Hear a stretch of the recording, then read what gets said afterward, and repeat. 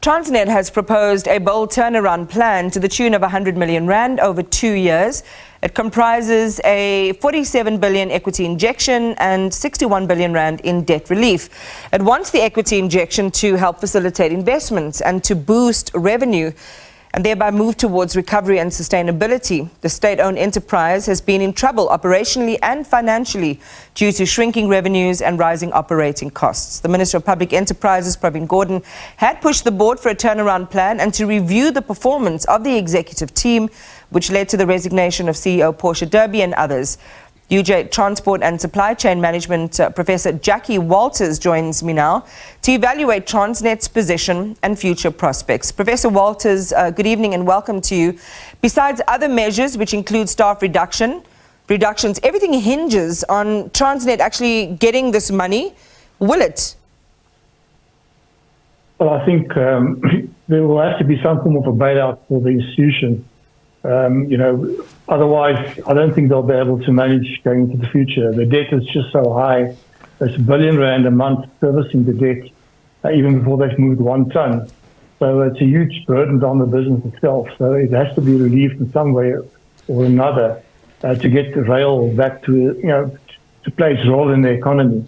But then, it's very important that the plans that are put forward are really implemented. And this is always the weekend of government policies and strategies, is the implementation of these plans to facilitate the turnaround and generate more revenue and make the business profitable again.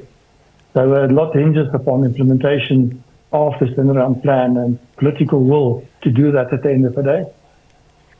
I mean, as you say, it's one thing to have something in black and white, but you got to have the hands and feet and the minds to move those plans forward. And we haven't seen that happen, which is why the events, not only over the last couple of months, but over the last 10 years, effectively have converged in this perfect storm of dysfunctionality. So there are convergent problems. They haven't invested properly in maintenance and equipment. We know that there's vandalism and the theft of infrastructure. Let's talk about that quickly. But from this perspective, Prof, who stands to gain the most from the dysfunction of its operations? Well, road transport. Road transport's grown exponentially in the country.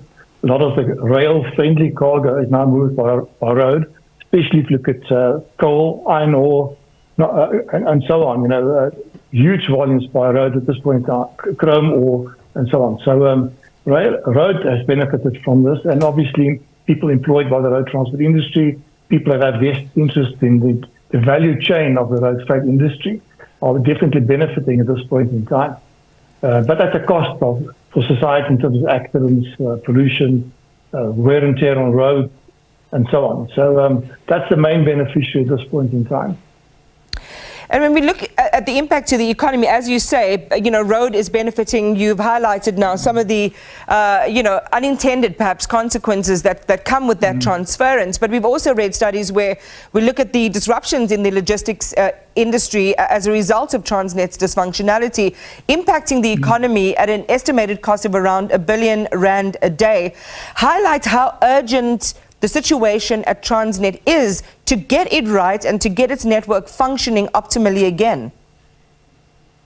Well, it takes some time to get a tanker to stop and then to begin again. It takes some time to effect many of these proposals that they've made.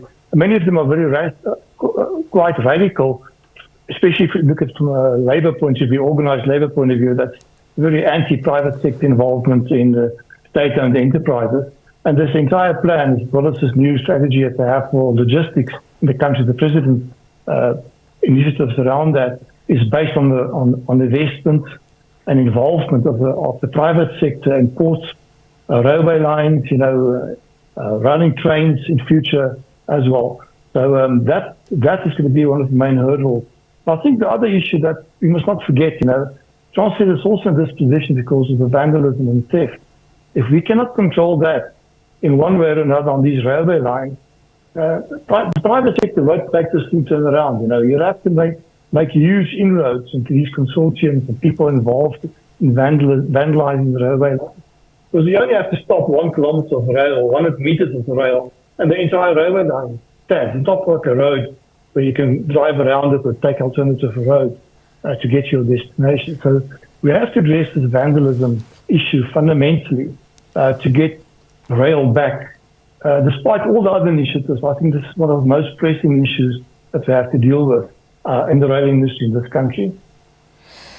Yeah, and which then, I suppose, leaves the question. I mean, I was going to ask you whether Treasury is likely to give it the money. Hopefully we get time to get to there. But you've raised this issue around vandalism. How well is Transnet using technology?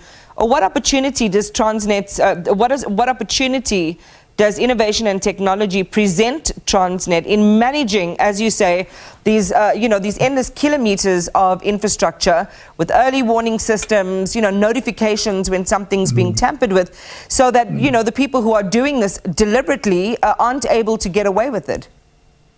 Well, I think what one's read in the newspapers and press releases and so on. I think they're on top of the technology, but you cannot guard every meter of a railway line. This in the country, everywhere in the country, it's not possible to do that. It's just too stretched out, too many kilometers, and just too complex. So you can use technology, early warning systems, but if you have a break in the line itself, even if you detect it early on, you still have to get there and repair it at that point in time, and the system comes to a standstill. And this is the problem I think that cargo owners have in this country, wholesalers, retailers, and so on, is that you need time-definite, time-critical deliveries because our supply chains are geared towards that, just-in-time delivery. And rail is not really fulfilling that function, but it has a big role to play to replenish warehouses, supply plants, motor car plants, and so on a regular basis. If they cannot do that, you have to make use of road transport. So I think rail has lost a lot of that cargo to road. It's going to be quite difficult, I think, to get that back onto rail, and the rail will have to outperform the road freight industry's performance at this point in time, which is very good. It's a very well organized road freight industry. So from a logistics point of view, it's going to be very difficult to achieve that. And therefore, I think the one solution they're putting forward from a port's point of view and the railway lines, the concession and so on, I think it's very good to get the cargo owners involved as well as the private sector involved in rail and port operations. And the union, the big problem that we have here is the unions. Unions are against it. So I think we must demonstrate that if you get more cargo back on rail through the ports and so on, there'll be more employment, not less employment. And these concessions, the history that we have of these concessions in the country are many of these.